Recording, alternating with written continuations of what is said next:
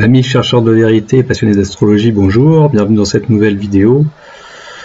Donc je vais revenir un peu sur ce qui se passe actuellement en France et dans le monde par rapport à la coronafolie. Donc on a le pass sanitaire qui est sorti progressivement de l'état d'urgence, définitivement adopté par le Parlement. Donc le Parlement a adopté définitivement ce 27 mai par un ultime vote du Sénat le projet de loi encadrant la sortie progressive de l'état d'urgence sanitaire qui prévoit notamment la mise en place d'un pass sanitaire controversé. Donc voilà, le pass sanitaire va donc être mis en application à partir de juin, a priori. D'ailleurs, la Commission européenne a aussi demandé à ce que ça soit mis en place. Ils ont même proposé de porter l'âge du départ de la retraite à 70 ans. Voilà, donc je ne sais même plus si j'en avais parlé déjà, mais je pourrais tiens à rappeler, c'est important. Alors l'autre info majeure, c'est l'Académie de médecine qui va rendre la vaccination obligatoire. Donc on voit le projet fou de ces élites, ils ne savent plus comment faire. Donc je vous mets le lien en description si vous voulez sous la vidéo. Vous pouvez retrouver aussi par exemple les vidéos de Philippot qui en parlent ou autres. Très intéressant. Alors je ne sais pas si vous avez vu aussi, il y avait les Français pistés par leur carte vitale. Donc les informations des cartes vitales sont transmises au laboratoire via la société américaine IQVIA, le plus puissant collecteur de données médicales au monde, 11 milliards de chiffre d'affaires. Donc c'est passé dans l'émission Cache Investigation d'Élise Lucet sur France 2, jeudi 20 mai. Voilà, donc le secret médical c'est fini. On a l'incroyable aveu des scientifiques aussi au Royaume-Uni qui ont dit nous avons utilisé la peur pour imposer les mesures totalitaires. Donc voilà, les langues commencent à se délier. Donc on a également un aveu de Facebook, des réseaux sociaux et aussi du gouvernement américain qui reconnaissent que le virus a été sans doute créé dans un laboratoire donc à P4 en Chine, à Wuhan. Donc en tout cas, ce n'est plus censuré, parce qu'à l'époque c'était censuré sur les médias sociaux, sur les réseaux sociaux. J'étais d'ailleurs banni à propos, alors pas à cause de ça, mais pour un peu le même genre d'infos. Donc c'est pour ça que j'y suis plus sur Facebook, vous ne pouvez plus me retrouver, je vous rappelle. A priori maintenant on a le droit de le dire, donc ils reconnaissent. Alors est-ce que ça cache quelque chose, parce que c'est vrai que c'est un peu bizarre. Est-ce que derrière c'est pas, je me méfie de la perversité de ces élites, est-ce que c'est pas derrière pour attaquer la Chine? Il peut y avoir tout on peut tout imaginer, c'est sûr. Donc il y a aussi la vaccination en anneau, je sais pas si vous en avez entendu parler, qui va le mettre en place. Alors ça aussi, projet fou de vacciner donc les cas contacts les contacts qu'auraient eu certains vaccinés. Donc on vaccinerait les contacts des contacts. Enfin, c'est complètement délirant. Donc il y a tout ça. Donc où est-ce qu'on va? Alors a priori on libère entre guillemets, libération conditionnelle. Saturne rétrograde, comme je vous l'ai dit, rien de durable en astrologie à cette période où c'est passé rétrograde. Donc comme par hasard, on libère entre guillemets un peu le pays, où les terrasses refleurissent, les gens reprennent un coup. Mais tout ça, ça va pas durer, vous allez voir. Parce qu'on parle bien d'une 4e vague en automne qui emportera les personnes vulnérables, vaccinées ou non. Donc voilà, donc on va nous refaire encore peut-être peur pour imposer par la suite et dire regardez, on vous a libéré, on a essayé de mettre en place, faire des tests d'essai. Alors je sais pas, par exemple les concerts d'Indochine, faire un test, après on va dire bah oui ça marche, après on va dire ça recommence, donc c'est pas assez efficace, faut que tout le monde se fasse vacciner, on n'a plus le choix. Donc c'est pour ça qu'ils veulent faire leur stratégie de la peur là toujours pour rendre la vaccination obligatoire.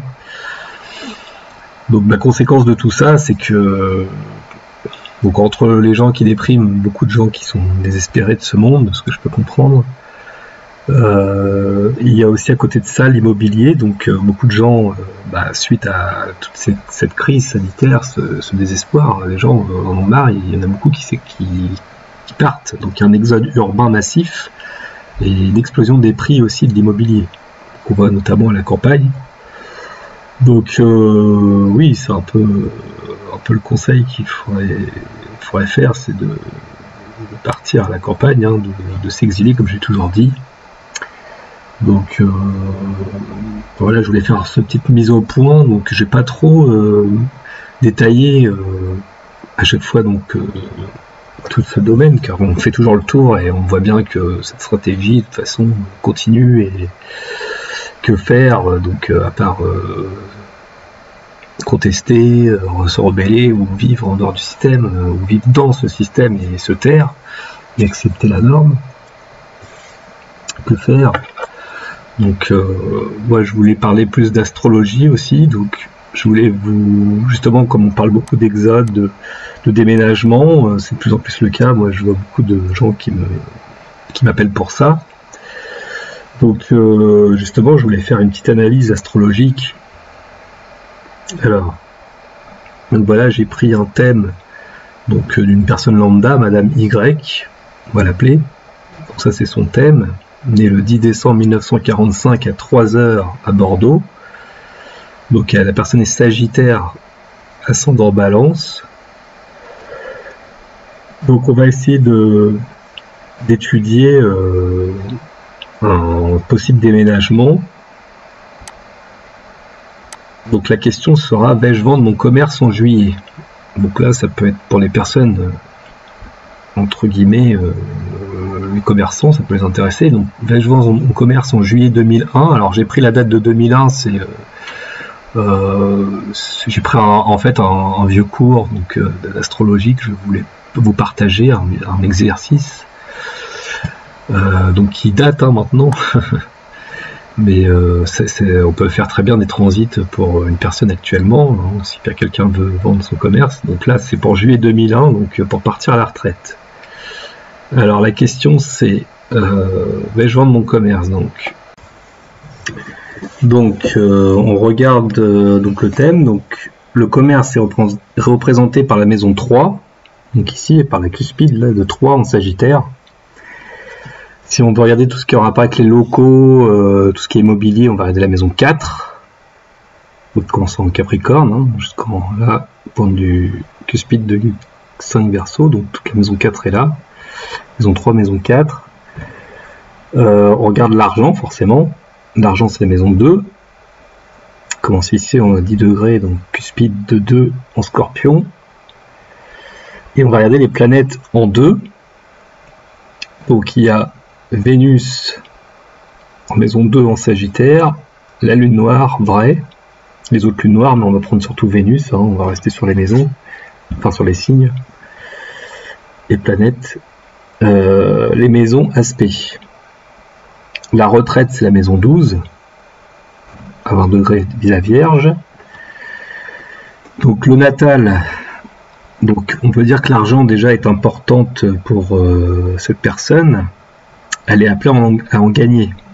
En effet, Mars, ici, et Pluton sont maîtres de la maison 2 en maison 10. Donc Mars et Pluton, maîtres de la 2, Scorpion en maison 10. Donc l'argent permet d'aller vers une évolution sociale. Donc si avant, elle peut éventuellement voilà, acheter un nouveau bien, par exemple. Jupiter, maître de 6 à l'ascendant. Donc Jupiter ici, à l'ascendant, il est maître de la maison 6, second maître. Hein. Donc elle peut même hériter, car Vénus, maître de 8, est en trigone aux 2 maîtres de 2. Donc Vénus ici est maître de la 8, les héritages. En trigone, donc si je clique dessus, hop, on voit trigone, donc très bleu, aux 2 maîtres de 2, Mars et Pluton. Voilà. Donc si on détaille encore, Mars et Pluton, maîtres de 2. comme on a vu. On a Pluton ici, donc qui est trigone à Mercure. Donc ici, Mercure-Pluton. Mercure est en maison 2 rétrograde. Et Mercure est maître de 9. Second maître, oui, maître de 9, pardon. Mercure est conjoint, est en 2 conjoints à Vénus, donc l'argent. Elle est trigone à Uranus en 9. Trigone. Pardon. Vénus, à Vénus maître de 8, pardon. Et au Soleil en partie maître de 10. Second maître de 10. La Lune maître de 10 est sextile à la conjonction Mercure-Soleil-Vénus en 2. Ici, Soleil-Mercure en 2. 2-3. Hein. La Lune en 4.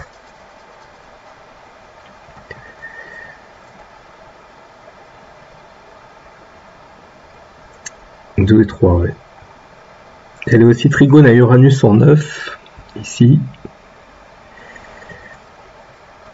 Et trigone à Jupiter, maître de 3 et 6.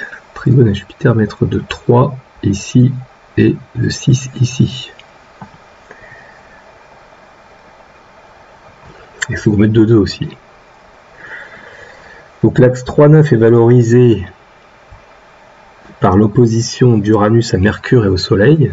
Donc Soleil, Mercure, ici en Sagittaire en 2-3 opposé à Uranus.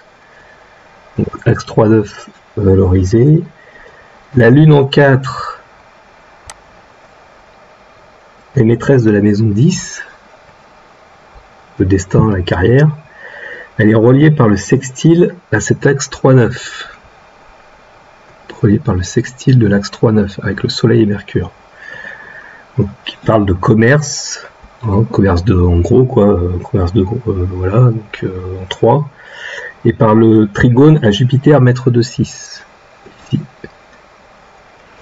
Donc cette personne a travaillé dans une entreprise familiale, maison 4. Elle a pris la suite de son père. Saturne est maître de 4, ici en 10, Cancer. En exil certes, mais voilà. Elle a quand même repris le commerce, donc peut-être avec une certaine difficulté, mais voilà, elle a pu quand même s'élever avec ses planètes en 10. Alors si on fait les transits, donc pour la mi-juillet, donc 2001, date à laquelle elle voudrait vendre le commerce, on a Mars ici au milieu du Sagittaire rétrograde, de 17 à 15 degrés, donc entre le 1er juillet au 19 juillet, il redevient direct le 20 juillet 2001 à cette période. On a Jupiter qui termine sa course en Gémeaux ici et qui passe transit en Cancer, donc le 13 a priori, donc là elle est rentrée depuis le 13, donc depuis 2 jours, parce que j'ai mis la date du 15. D'ailleurs, elle est passée sur le nœud nord natal, qui peut être important au niveau de l'évolution. En 9. On a Saturne à 9 degrés. Alors ici, 9-10 degrés, conjoint Vénus en Gémeaux, qui quitte la maison 8 pour transiter à la maison 9. On a Uranus à 24 degrés rétrograde en Verseau. On a Neptune 7 degrés 47 rétrograde en Verseau, et on a Pluton ici 12 degrés 56 rétrograde en Sagittaire. Donc Pluton en Sagittaire rétrograde est maître de la 2. Il est maître de la 2, il est en 2, en 10 au natal. Il transite la maison 3. Alors, il est toujours en maison 3, hein, 12 degrés, 11 degrés la maison 3, et rétrograde, et passe sur l'amas en Sagittaire, donc ce qu'on avait vu, Soleil, Mercure, Vénus. Donc voilà, donc Soleil il était passé, il passe sur Mercure et Vénus. Et donc en particulier donc Mercure qui est la planète du commerce, hein. Mercure le commerce, Mercure en Sagittaire en 3, et il est aussi maître de 9, l'axe du commerce, Gémeaux Sagittaire, l'axe 3-9. On a donc Neptune, comme j'ai dit, ici, 7 degrés 47 Verseau, qui est maître de la 6, au travail, et qui est trigone à sa position sociale natale, à sa position natale, pardon. Donc ici, en Balance, en 12-4, la retraite.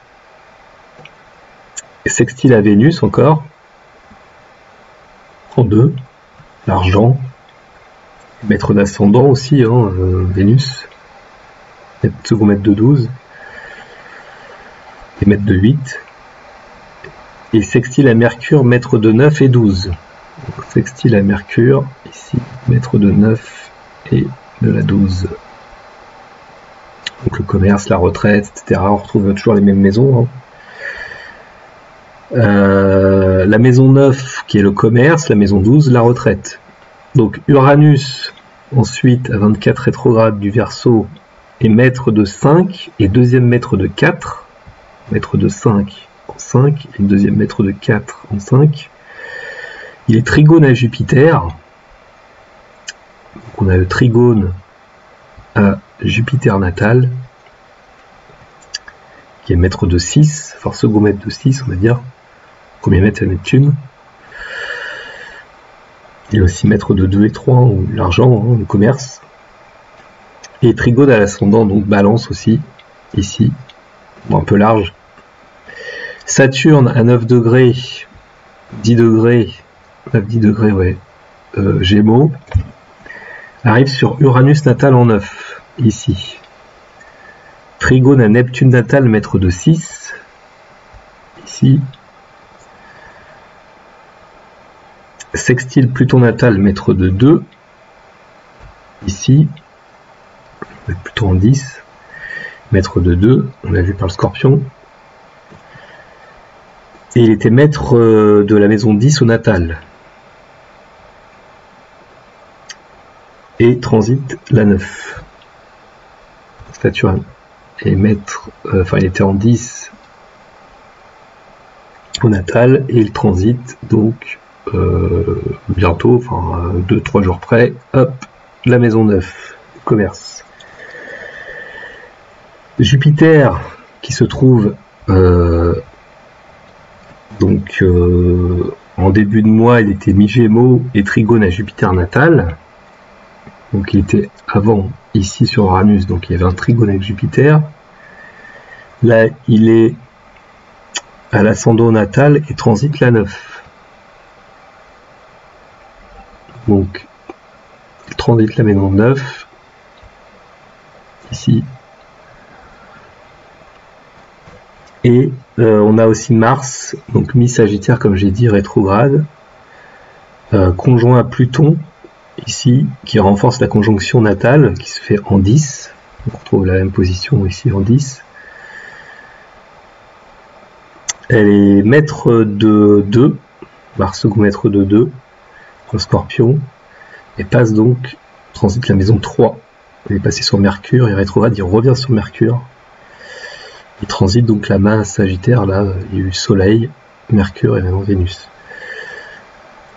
Et enfin, Mercure en début de mois, ici, donc était conjoint à Jupiter de transit et trigone Jupiter natal.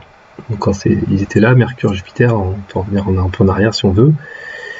Et Mercure et Jupiter sont les maîtres de 3 et 9. Et là, Mercure passe donc en Cancer et était sur le nœud nord, donc peut-être un aboutissement donc de la vente.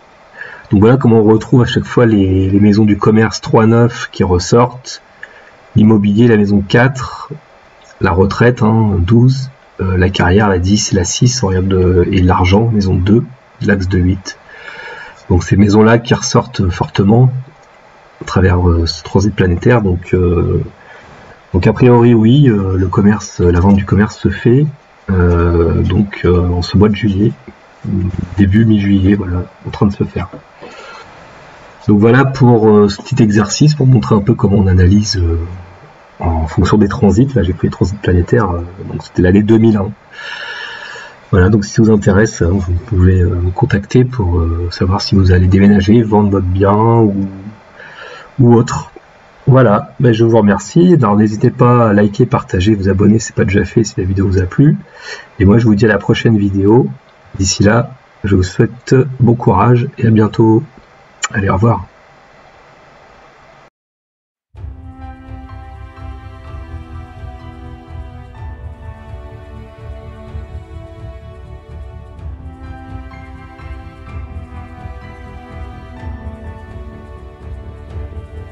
Such a beautiful light to undo what I thought I believed in.